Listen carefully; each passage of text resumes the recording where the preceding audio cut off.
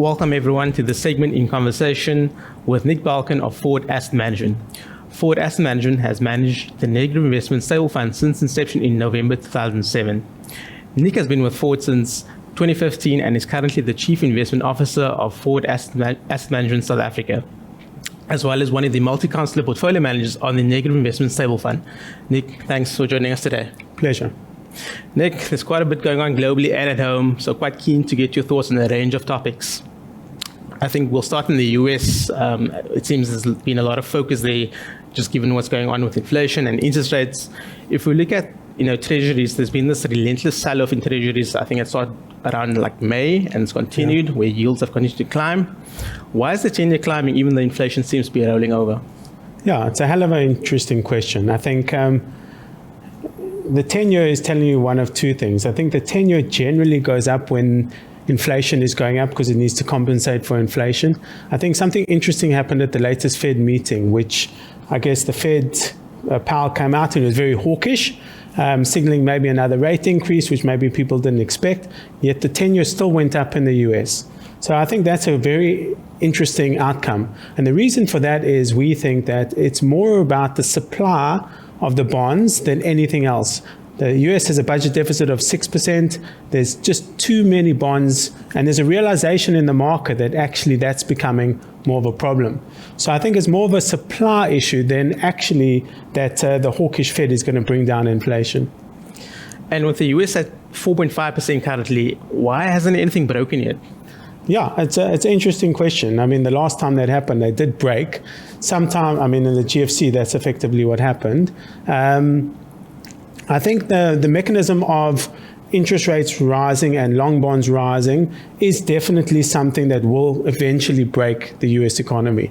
I think there's generally a delay, when rates go up, it doesn't immediately change people's spending habits, but more so now in the US. I think there were a lot more adjustable mortgages in the global financial crisis. Right now, American consumers were very smart. More than 90% of them refinanced their mortgages, and they have over 20 years of mortgages fixed at much lower rates, close on 3%. So the mechanism actually of those higher rates is a lot slower. You'd expect it to be a lot quicker, but I do think that little bits like the regional banks, like the credit card impairments, like auto loans, like commercial property, you're seeing different parts of the market showing signs of stress, the 10-year government bond. So definitely there's signs of stress. I think it's coming. I just think it's delayed given all the fixed mortgages that the US have. I think we've definitely seen that with obviously the US, being resilient and stronger for longer. When it comes to the Fed, do you think they've perhaps backed themselves into a corner here with rates for longer? I think, given the outlook for GDP growth, where it's looking a bit more positive for next year. I think Q1 GDP has just been revised upward. How do you think they get themselves out of this mess? Yeah, you can ask different people at Foord, you'll get different answers, I think, because it is a bit of an interesting question. I think one of the biggest things is I thought that they would probably remain hawkish and then probably unwind the QT and turn it into quantitative easy again, which is basically no longer letting the bonds mature, but actually start buying the bonds and then keep the interest rates where they are.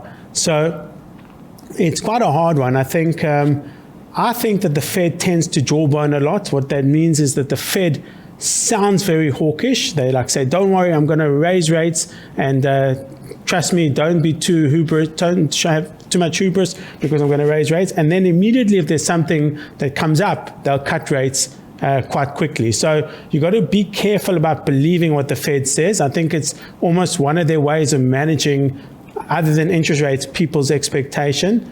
I think they are in a bit of a pickle this time around in that we don't think that they'll get inflation definitively down to 2%. So that's the problem. You can get it down to 2% because of base effect. But with oil coming back, I think the US economy is still not falling over. This is their problem. They need to show resilience, and almost the first cut is almost a signal of weakness. I do think that they will say one thing and do another thing. So don't always believe what the Fed says. So something to watch out for then. We'll park the US for a moment and coming to sort of the other elephant in the room, which has been China. rewinding to back beginning of the years, was a lot of optimism over the reopening of China. But since then, I think it's been a bit of a false start. The economy just really not doing what people had hoped. In your opinion, is China broken? Yeah, listen, broken's a strong word. I think it's definitely been slower than we expected.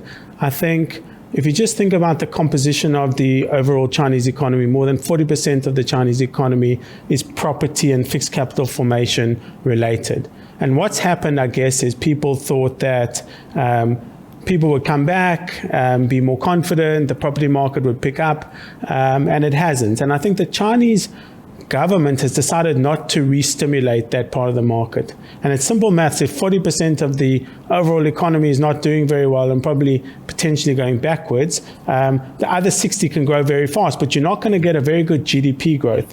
What I will say is still the overall GDP in our minds of China will still grow.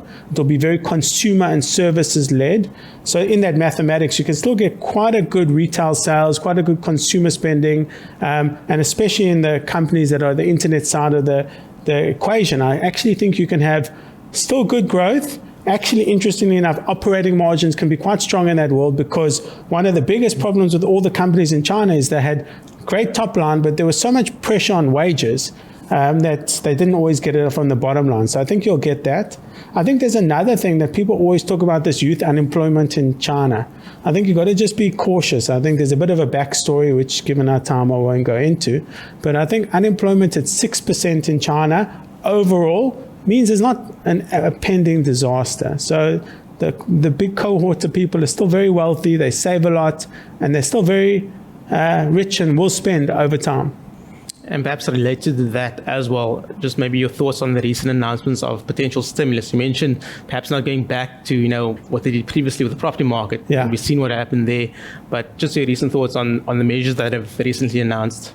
Yeah, once again, it's just on a quarter-by-quarter basis, really hard to forecast. The one thing I will say is they're intent on stabilizing the property market. They don't want to overstimulate the property market. So it's not their intention to go back to another big boom in property. You can see they actually mandated big steel cuts out of the steel industry. So I think this is more of a stabilization. The question is, can they? I think that they can stabilize it, but it's not 100% certain. Perhaps thinking a bit more broadly now, in terms of, I think, global growth and I think worries over a global recession. So what are your thoughts on the world economy? Is it going to grow strongly next year, or should we be positioned for, perhaps that global recession that is finally going to arrive? Yeah, I mean, it's a soft landing, hard landing kind of world that we're going to. It's very hard to tell. I think one of the reasons being is that the election cycle next year, the American election, what tends to happen, you think the Fed is independent, but they tend to behave less independent than most times, that they raise rates towards now probably a bit too close to the election, but then they start cutting again. And you never underestimate the ability of people to kick the can further. You can just look at Japan. There's been an impending disaster in Japan for so many years, but they buy their bonds, they kick the can, the disaster gets pushed out another year. So to forecast hard landing, soft landing, very hard. If I were to be put on the spot, I would say there's more chance of a hard landing next year than a soft landing. Thanks, Nick. You touched on oil in one of your answers earlier, and oil recently has been breaking high. I think we're over the $90 mark again. Where do you think it goes from here, and how are you positioned for this in the fund? Yeah, I think a few comments on that. I think we have for a while and I guess we've been talking about it quite a bit. I think one of the key points is this new world order that I think is happening with the Saudis and, the alliances, the BRICS and the extension of the BRICS. I think you're seeing a much bolder Saudi prince. You're seeing a much bolder, before if they were to take oil here, they would have had a phone call from the President of America and the oil price would have come down. I think you're seeing a much bolder view from that block, meaning that you could have higher oil for longer, largely supply driven, with demand actually just holding up quite nicely because the Chinese are coming back and they're traveling and demand is picking up. But we do think from an oil price perspective, you largely will have higher than people expect. Because still, if you look at the futures curve, I don't know the exact number right now, it might be high 60s or something like that. It's nowhere near the 90. We think that oil stays higher for a bit longer than people expect. Importantly, the oil share prices globally, the big majors, are not pricing even close to this 90. I mean, they're not even pricing in the 65, to be honest with you. So I think there is an opportunity in the old world oil companies because we do think that the transition will happen maybe, or oil will be needed for a bit longer than people expect. And then probably more in the immediate term, obviously the implications for inflation. So you think it's not going to be a lasting effect? Yeah, I think like with everything, I think inflation should be seen on a year-to-year basis because there's base effects. And this will add to the pressure on the Fed because the oil price will feed through into inflation. And you will have a higher interest, after the base effects work through, you'll have a higher underlying inflation that the Fed have to face over the next 12 months. Thanks, Nick. I want to bring it back home, because I think there's a lot to talk about domestically as well. We know sentiment's been very poor with SA stocks. SA bonds has been recently been selling off as well. In your view, is SA either an opportunity or pending disaster? I think there's always opportunities in pending disasters. And I think, listen, the window is narrowing for South Africa to fix the problems. There is a few years that we need to get things right. We need to be more efficient. We need to spend better on capital. We need to facilitate the ability to grow the economy permanently. We'll have some respite from some of the power stations coming back, the Kusilis of the world, Medupis of the world. So I do think incrementally there'll be a better power situation next year. I think the bigger problem is the fiscal situation in South Africa is a real issue. I think with a deficit over 6%, we think that just continues to get wider. We continue to think that the window of opportunity to narrow that is getting smaller. A lot of that is now just going towards interest payments. So within that, we do think that there are a lot of risks in South Africa. There are some rewards and opportunities, and absolutely some of the equities that they have the ability to pass the inflation onto the customers can benefit from that. Also, inflation-linked bonds is a good way to do it. There are many different interesting ways to take advantage of it, but I do think given the risks, I think not being too bold is a good way. And we also have the ability to have a nice offshore allowance to counterweight whatever happens in South Africa. So definitely a few levers you can pull, Yeah, absolutely, yeah. Okay, and you mentioned, the power situation, I suppose, going into next year looking a bit better. Do you think the SA economy then picks up going into 2024? It's a hard one. I think naturally they should do better given the power situation. I think it's going to be anemic growth. I think inflation and interest rates where they are right now, not coming down too quickly, is a huge headwind onto the consumer.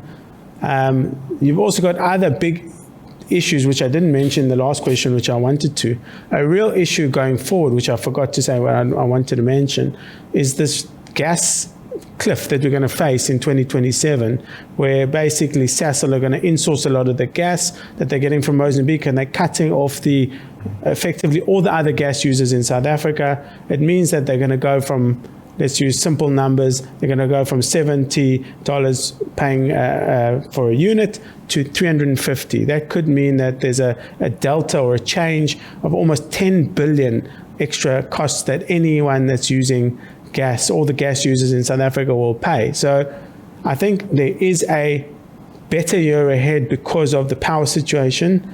But to be honest with you, there's lots of things that 2027 year does scare me from a manufacturing point of view in South Africa. And obviously you've got the change to El Nino to the rain patterns also, which might impact our farms a little bit.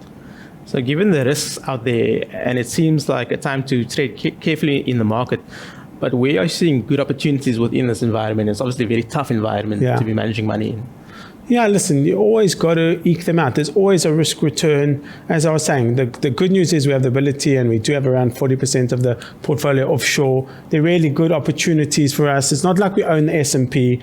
We have the ability to, play themes like the aging consumer, old oil, new energy, experiences, China. There's a whole bunch of things that we can be different, pharma, companies. So we have the ability to be different on the 40. We don't have to push the duration too far on the bonds. We can have inflation linkers. Cash is earning a very good yield. So there are many ways to do it where you probably don't put as much duress, but you can't deny it is an uncertain time right now. I do think the way the portfolio is set up on a 1, 2, and 3 year cycle, I do think we're well positioned.